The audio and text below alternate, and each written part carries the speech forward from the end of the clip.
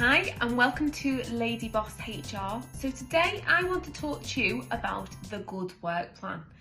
Have you heard of it? If the answer is no, don't worry about it. You are not on your own. Surprisingly, 65% of employers have not heard of the Good Work Plan. And I have been out and about recently doing our business gym tours, which has been fantastic. And most people I'm talking to haven't heard of the Good Work Plan.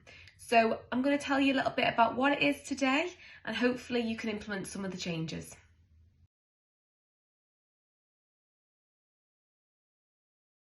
So on the 6th of April 2020, the Good Work Plan was the biggest shake-up of employment law in a generation. And it was born out of the 2017 review by Matthew Taylor.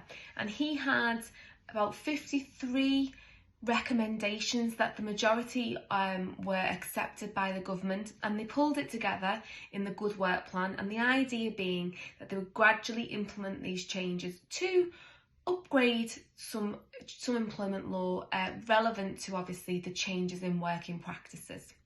So there have been quite a few changes in 2019, quite a lot of changes in 2020, and there are more to come.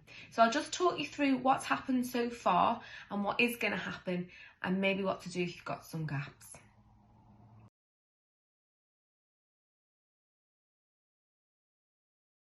So here's a recap from 2019. I'm sure you have this in place, but what did come out of place, as you know, employees have to have a payslip.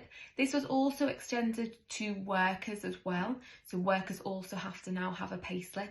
And the other change was that hours need to be clearly defined on there.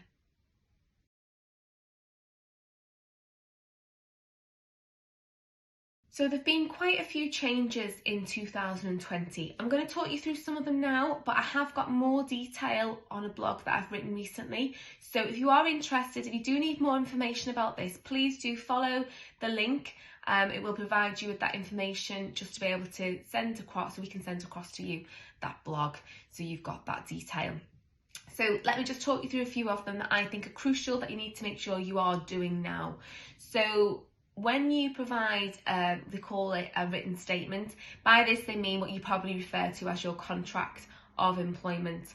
So you used to have longer, a couple of months to be able to issue this contract. You have to issue this on day one now at the bare minimum. So, you know, ideally send it to them in advance when you've offered them the job, send them across your contract of employment, but you must have it, they must have it on day one. Now that's always been my guidance to my clients anyway. It's best practice. Why would you not set out the ground rules for both sides on day one?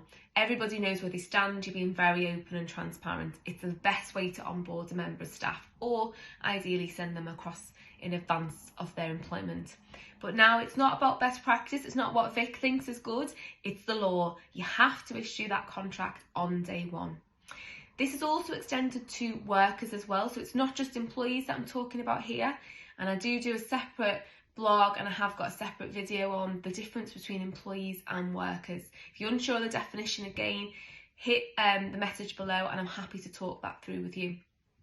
But if you do understand the definition, then you do need to make sure that a worker gets a statement on day one as well. And as mentioned earlier, they also do need to have that payslip. So then you've got 2 months to provide your disciplinary, grievance and information around pension and any trade unions. Again, best practice for me is, why would you not issue that on day one? You know, there's no way in the world that you're never going to have a disciplinary or grievance situation in the first 2 months of everybody starting in the business. I'd love that if you didn't, but the likelihood is you may have to use those processes. So I always do advise my clients that you mention that in the contract of employment. Don't put War and Peace in there. I've seen so many people put in contracts of employment the policy. That's not the place in the contract of employment. Refer to it and have a handbook. A handbook needs to have all of those key policies in there that you may have to navigate through during the employee life cycle. So again, for me, it's not the law within the first day, but I just think it's best practice to issue that all in one go. So just going back to the statement now, the statement of particulars, there are things that do need to be in there as well. So just consider that there are some additions. And again, I've got more detail on this if you want to have a look at the blog. But you do need to look at things like, for example, clearly defined probation periods now in the contract of employment.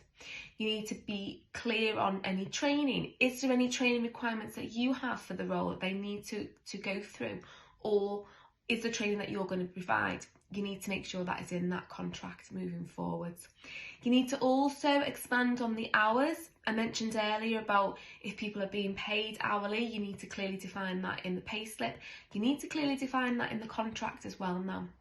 So they're just a couple of things that you do need to consider in the statement. There are more things that you do need to look at. So my guidance would be, if you've not had your contracts of employment reviewed since 2020, then they need to be reviewed now. Again, more than happy to do that for you. If you are a subscriber of Lady Boss HR, please do mention it below and we can just give you a complimentary review of your documentation. If you've got someone in-house, then again, have a look, understand the guidance, and just make sure you update those statements. You don't legally have to issue statements to people that have worked for you before the 6th of April 2020. You don't have to change their contracts unless they request that change. But from the 6th of April 2020, your contracts or your statements of particulars should have had this information in. So it's definitely worth you checking.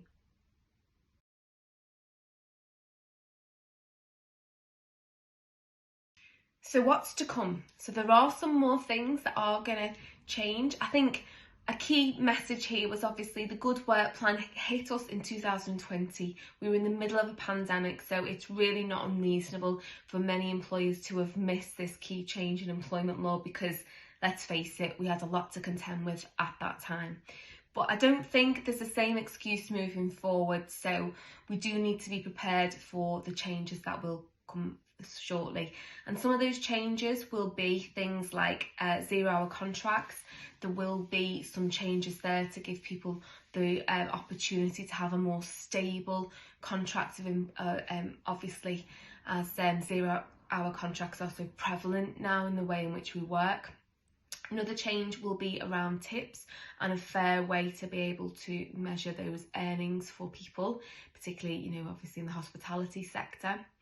There are going to be some changes to continuous service, so that period of time within a break clause within a contract. So if somebody's on fixed term contracts regularly, some sort of legislation there to stop the ability to be able to break that contract and prevent that continuous service. So they're just a few things that we are aware of that will change. We'll keep you posted. I'll let you know when those changes are coming through.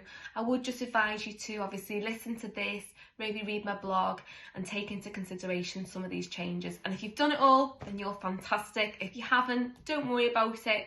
It's not too difficult to do. And if you need any help, give me a shout.